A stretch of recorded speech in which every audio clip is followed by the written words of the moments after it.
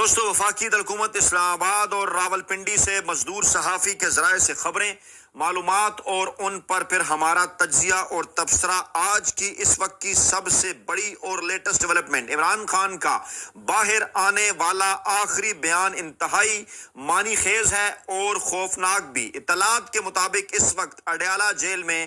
موت کا رقص جاری ہے۔ علیمہ خان نے عمران خان اور بشرا بی بی کی صحت سے متعلق انتہائی خوفناک تہلکہ خیز انکشاف کیا ہے۔ پیپلز پارٹی کی تجویز پر نون لیگ کی حکومت نے ملک بھر میں ایمرجنسی لگانے کا اعلان کر دیا ہے۔ ایمنسٹی انٹرنیشنل کے مطابق پاکستان میں لاکھوں لوگوں کے ٹیلی فون ٹیپ ہو رہے ہیں، کروڑوں لوگوں کا انٹرنیٹ اس کے اوپر نظر رکھی جا رہی ہے، اور دوسری جانب پاکستان تحریک انصاف کی قیادت اس وقت صحافیوں کے ساتھ معذرت کا کھیل کھیل رہی ہے، اور اس میں ہم آپ کے سامنے رکھیں گے ایک اہم ترین آڈیو ویڈیو بھی، اور پھر آپ کو بتائیں گے کہ کیسے مخصوص عناصر پاکستان تحریک انصاف کی قیادت کی جانب سے عمران خان صاحب کے بیانات پر اظہار تشویش کی خبریں چلوا رہے ہیں فرمائشیں کر پہلے یہیں سے آغاز کرتے ہیں، پھر آپ کے سامنے آڈیو ویڈیو بھی رکھیں گے کہ اس وقت جیل سے آنے والی اطلاعات کیا ہیں، کیسے اور کیوں کر وہاں موت کا رقص جاری ہے، کیونکہ اس وقت ہمارے پاس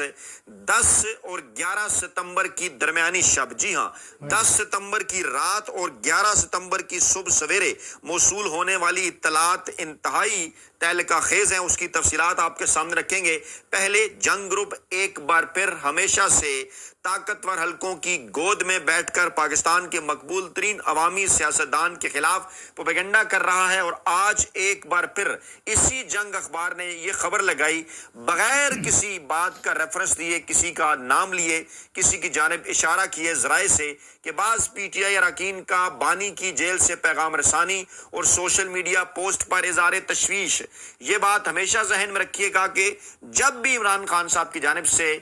موجودہ army chief general Asim Munir صاحب کا باقاعدہ نام لے کر کوئی پیغام دیا جاتا ہے، باقاعدہ نام لے کر کوئی بات کی جاتی ہے، اس کے بعد یہ جنگ گروپ آگے بڑھتا ہے اور ذرائع سے اس قسم کی خبریں آنا شروع ہو جاتی ہیں۔ اور یہ خبر بھی یہی ہے کہ جنگ گروپ کی ویب سائٹ کہتی ہے، ذرائع کا کہنا ہے کہ تحریک انصاف کے بعض ارکان نے عمران خان تک وکلا کی پیغام رسانی پر تحفظات کا اظہار کیا ہے،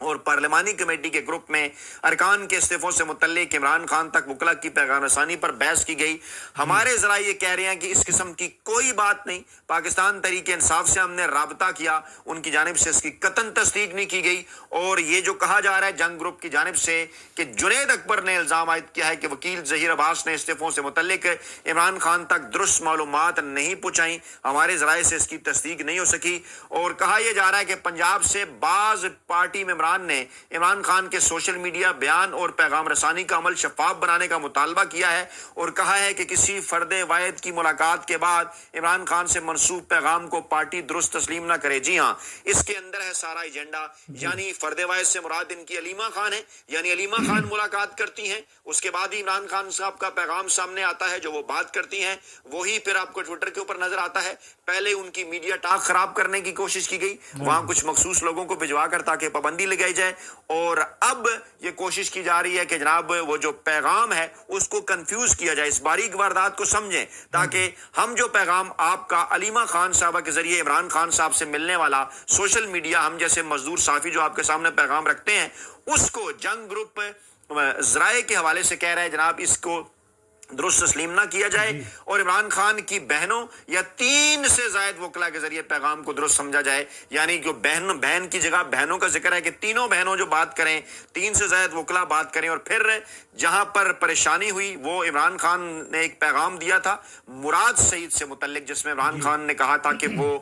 بالکل جو ہے وہ بالکل وہی کام کر رہا ہے جو کہ اسے میں نے کہا ہے، اور انہوں نے کہا تھا کہ میں اس کے ساتھ کھڑا ہوں اور میرے کہنے کے اوپر وہ انڈر گراؤنڈ ہے۔ اور اب اس پر جنگ گروپ یہ کہہ رہا ہے کہ بعض اراکین نے اظہار تشویش کیا ہے اور پیغام رسانی کے عمل کو شفاف بنانے کے لیے اجلاس بلانے کا مطالبہ کیا ہے۔ اگر ایسی ہی بات تھی تو باقاعدہ پی ٹی آئی کے لوگ آ کر بات کر سکتے تھے نا۔ یہ بات اس وقت بھی سامنے آئی جب علیمہ خان صاحبہ نے یہ کہا کہ عمران خان نے پارٹی اراکین کو سینٹ کمیٹیوں سے مستعفی ہونے کی ہدایت بھی کر دی ہے۔ اب معاملہ سینٹ کی طرف آ رہا ہے، پہلے قومی اسمبلی کی طرف تھا، اڈیالہ جیل کے بارے میں وہ بات کر رہی تھیں. انہوں نے کہا جناب کہ MNAs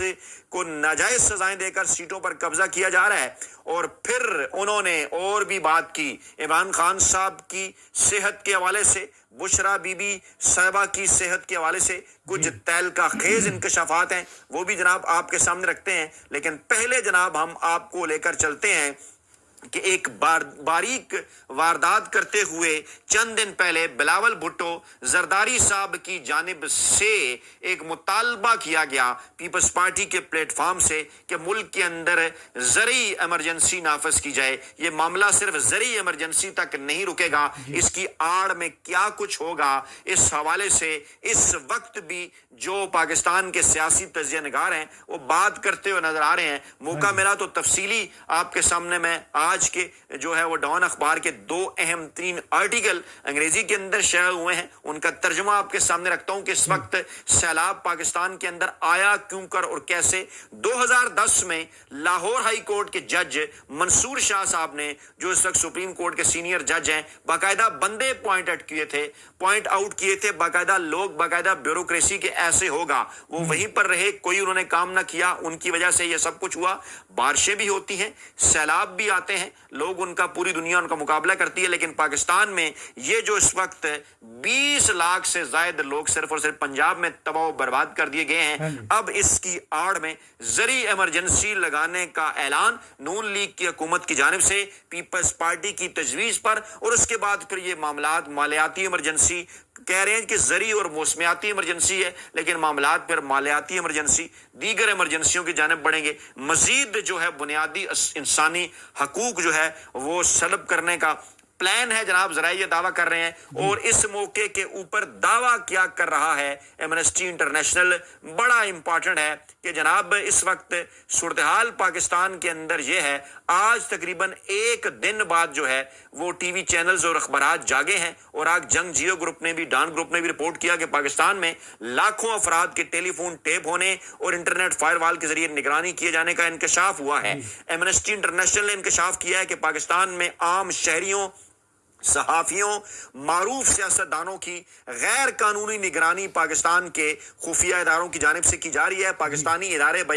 ایک وقت میں 40 لاکھ موبائل فون کی نگرانی کر رہے ہیں, اور دوسرا جو طریقہ ہے وہ ہے WMS2 فائر وال. انٹرنیٹ پر 20 لاکھ فال سیشنز جو ہیں, یعنی میں یہ آپ سے بات کر رہا ہوں یہ ایک سیشن ہے, صرف لائیو سیشن کی بات نہیں ہو رہی. کوئی بھی یوٹیوب پر ویڈیو اپلوڈ ہوتی ہے, ایکس کے اوپر کوئی بات چیت ہوتی ہے, اس کے فیس بک کے اوپر کوئی ویڈیو اپلوڈ ہوتی ہے, میں کوئی سٹیٹس ڈالنے ٹائپ کرنے کی بات نہیں کر رہا, جہاں پر ویڈیو کا معاملہ آتا ہے اسے سیشن کہا جاتا ہے. یعنی ایک وقت میں 20 لاکھ سیشن بلاک کر سکتے ہیں, اور وہ کر رہے ہیں. دونوں یہ نظام ساتھ ساتھ کام کر رہے ہیں. ایک نظام کالز اور پیغامات سننے اور مانیٹر کرنے میں مدد دے رہا ہے, جبکہ دوسرا پورے ملک میں ویب سائٹ اور سوشل میڈیا کو سوئچ یا بند کر دیتا ہے. گزشتہ 4 دنوں سے کیا ہو رہا ہے, پچھلی ویڈیو جو آپ نے دیکھی وہ یوٹیوب کے اوپر میں آدھے گھنٹے میں اپلوڈ کر پایا ہوں, حالانکہ میرے پاس 100 MB کا کنیکشن ہے. گزشتہ 3 دنوں سے یہ ہو رہا ہے کہ جناب ویڈیو پہلے 10 منٹ, 15 منٹ, 20-25 سے ہوتے ہوتے آدھا گھنٹہ لگ جاتا ہے, تاکہ ان کا خیال ہے کہ تنگ آ کر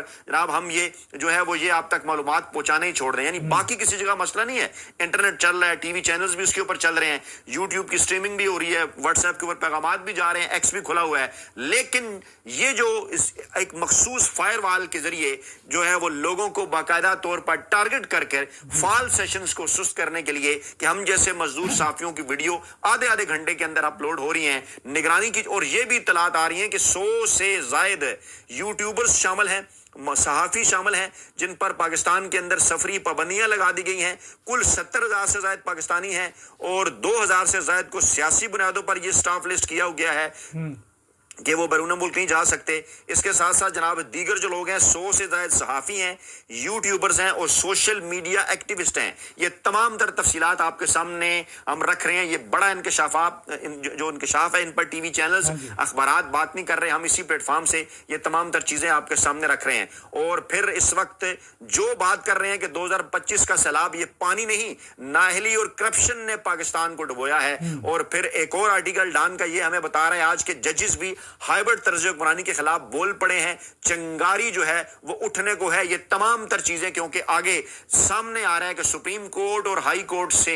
ایک جناب ریئیکشن آنے جا رہا ہے. 27ویں آئینی ترمیم اس طرح آسانی کے ساتھ نہیں ہونے جا رہی جناب, اور اس پر پھر یہ جو ہے وہ ایمرجنسی لگانے کا بھی اعلان, اس کے ساتھ ساتھ پھر جناب یہ فائر وال, اس کے ساتھ ساتھ سسٹم کو سلو کر دینا, فون ٹیپ کرنا, اس کے ساتھ ساتھ صحافیوں اور یوٹیوبرز کے اوپر بیرون ملک سفری پابندیاں لگانا, انہیں سٹاف لسٹ کر دینا, بلیک لسٹ کر دینا کہ وہ بیرون ملک نہیں جا سکتے. یعنی بہت بڑی بڑی پابندیاں اس ماحول کے اندر بھی پاکستانیوں کے اوپر دوبارہ سے ایک بار پھر سخت ترین پابندیاں لگانے کی جناب کوششوں کا آغاز ہو گیا ہے, تاکہ عمران خان صاحب کے متعلق, ان کی صحت سے متعلق, بشرا بی بی کی صحت سے متعلق جو پیغامات آپ تک پہنچتے ہیں وہ نہ پہنچائے جا سکیں. اور اب میں جناب آپ